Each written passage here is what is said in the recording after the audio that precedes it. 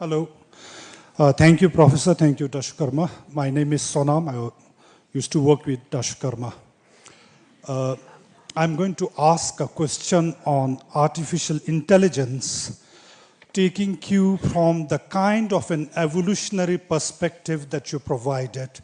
Perhaps AI starting almost like a single-celled organism that certainly develops into a complicated complex organism that we lose control of. Mm-hmm. But let me qualify my question by contextualizing it. In Bhutan, we have been talking about AI at the level of institutions, officers, but as a part of a national discourse, it has become possible thanks to His Majesty the King, who drew our attention to the potential and possibilities of AI. We recognize that it's complex. We recognize that it's fast evolving. But we had an optimistic perspective about it. How to regulate life, society, use it for governance, to solve problems. And I think you also drew our attention towards the later part of your talk of how we take advantage of emerging technologies, use it to better human conditions. But you began with a totally new perspective. AI as a non-breathing entity that could write holy texts, create a God for us. Mm-hmm. Also, the specter of a totalitarian regime that's without heart or feelings. So then someone like me, how I understand is that you paint this almost like an evolutionary process, but at some point of time in the process, humans lose control. That it delinks and that it is no longer artificial intelligence, that it is almost like an alien intelligence that is either in competition with or superior to human intelligence. So my question is, at what point of time do humans lose this control? And if this question, and actually, because this is not so archaic, it's not so ancient, so at what point of time did humans begin to have a sense of this loss of control over technology, that we saw technology not as an enabler, but as a disrupting force? And if this question were even valid, as a historian, as a scholar, how do we as human, as society, as communities, as government, start to deal with that before we lose control, that AI serves humanity and humanity does not become servile to AI? Thank you. Last. So, I mean, the fear about losing control to our own creations is very old. We see it in most mythologies. We see it certainly in modern literature and art, going back, say, to Frankenstein by Mary Shelley in the early 19th century. So this fear is old.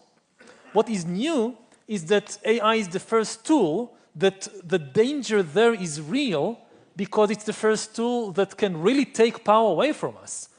A knife couldn't do it, an atom bomb couldn't do it, because it couldn't make decisions. They always needed us to make the decisions. Now there is something that can make decisions instead of us, so the danger is real. When do we cross the point? It's not a single point in time. It's a process, but it's a very rapid process, and we are already in the middle of it. We are already losing power. We are already losing control. And most people don't understand what is happening. They don't understand how AI works, how social media works. And now the idea, like you have in science fiction, that you have a computer trying to take over the world, so let's pull the plug. And pull the plug on the computer so it doesn't take control. How do you pull the plug on social media? It's not a single computer. It's on every computer. And now our economy, our social life, our politics depends on it. Who wins or loses elections increasingly depends on social media. So how can politicians pull the plug on social media when they depend on it?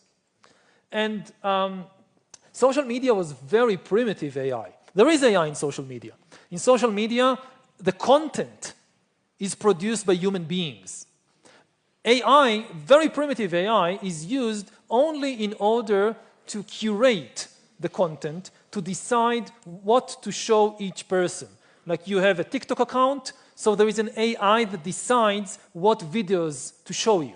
You have a Facebook account, the same thing. And even though it was very primitive, it was enough to completely disrupt human society. Because, again, this AI was given the task of maximizing engagement, of gaining the attention, more and more attention of people. If previously, last year, people spent 50 minutes on our platform, the task given to the AI make people spend 60 minutes on our platform this year. And the AI discovered how to do it. By trial and error, it discovered, nobody gave it the order. It discovered by itself that the way to grab people's attention is to press the hate button in their brain, to press the fear button, to press the anger button. You want to grab people's attention, you make them angry about something. Now, AI didn't intend for wars to erupt, or for ethnic cleansing to happen, or for democracies to collapse.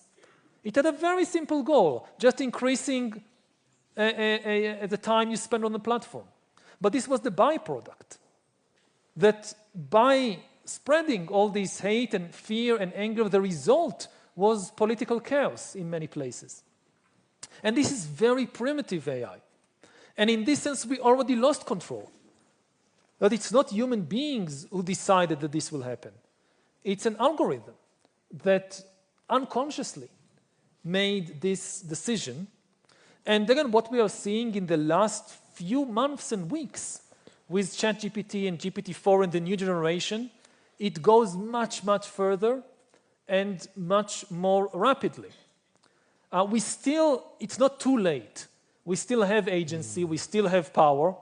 If the governments of the world, if the big corporations of the world will decide, slow down, they can still do it. Yes. But for how many more years, we don't know.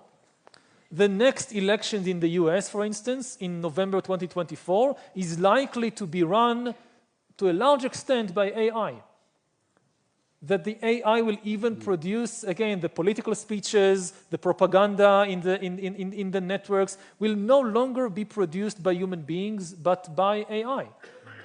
And we are not prepared to how to deal with it. True, true.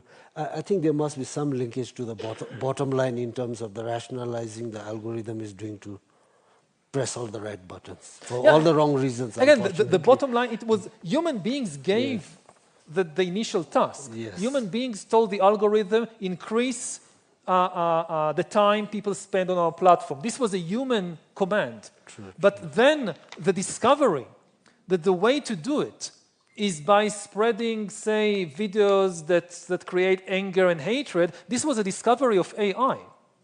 Some people think that it's an intentional conspiracy of the big corporations. From what I know, no. No human being at the top of the big corporations intentionally decided, let's spread hatred.